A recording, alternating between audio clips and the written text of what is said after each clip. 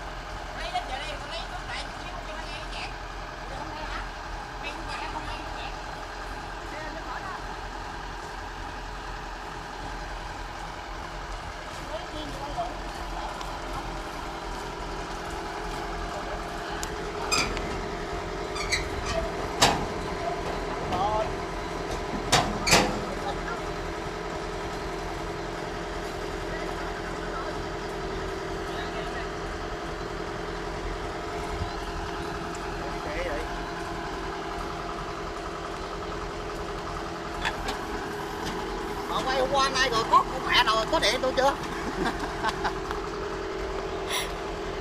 Chuẩn bị. Biết được không?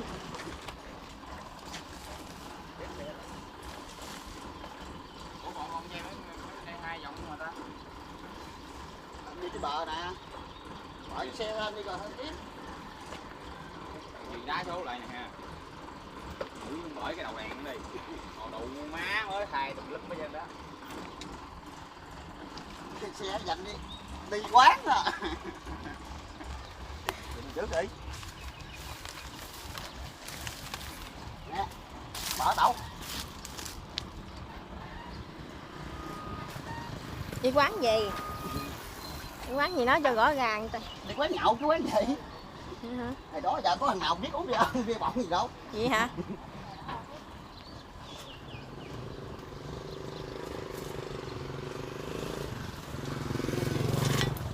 Lên dây nó kìa con đâu con dây trời.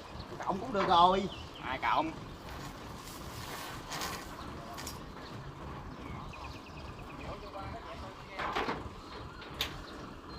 Được rồi, nghiêng chiếc xe ảnh nó đi. Nè, con dây cụt. Nghiêng chiếc xe ảnh xuống mới chịu nha. Chứ không cho nó nằm ha.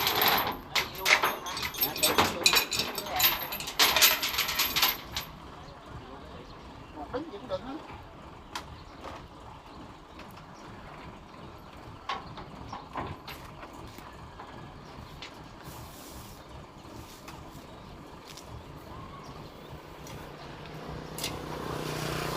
Đây nè, chú Ngọc ơi. Dài đi. Một em chết luôn.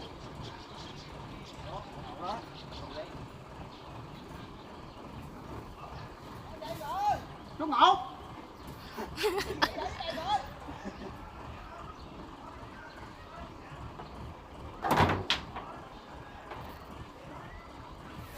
Cột cho chắc nha. Đó, chạy dưới lại mà. Ngại gì đợt đó Nguyên chạy sao mà cái xe bãi xong luôn mới ghê. Cột sao không biết. Xe ghim. Rẽ dây chi vậy? Rẽ dây cổ mẹ vậy? Hai cộng rồi, rẽ cổ đây cổ mẹ hả? Đó, ra nãy nói nãy giờ rồi. Nói không nghe đặt cái bướng hả? À, qua đây móc rồi.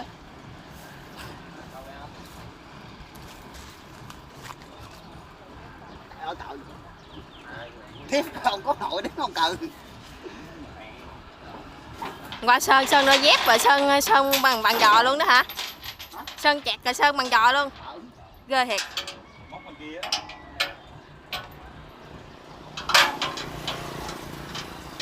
Nó mở gì?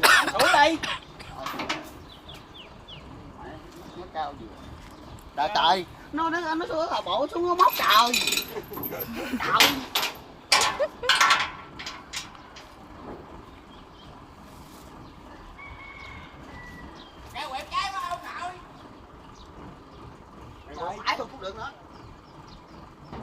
Rồi 8 điểm nha bà cháu.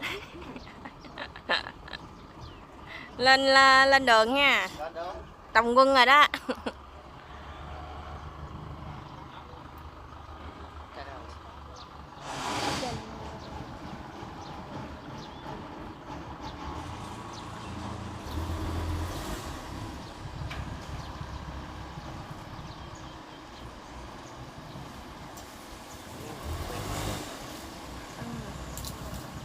Đi chung một băng, đi chung vô.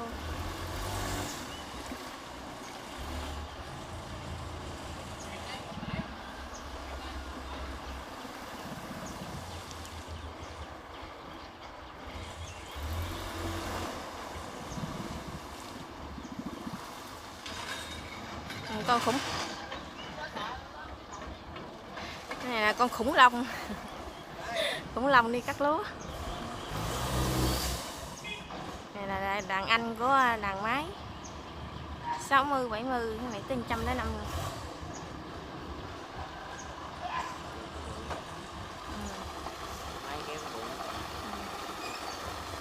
Khủng long.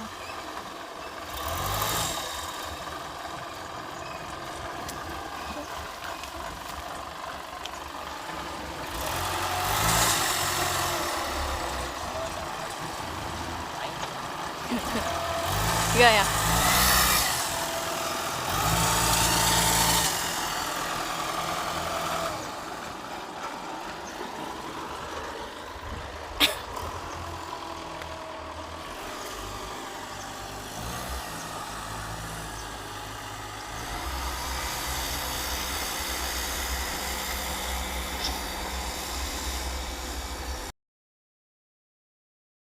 Moshi moshi.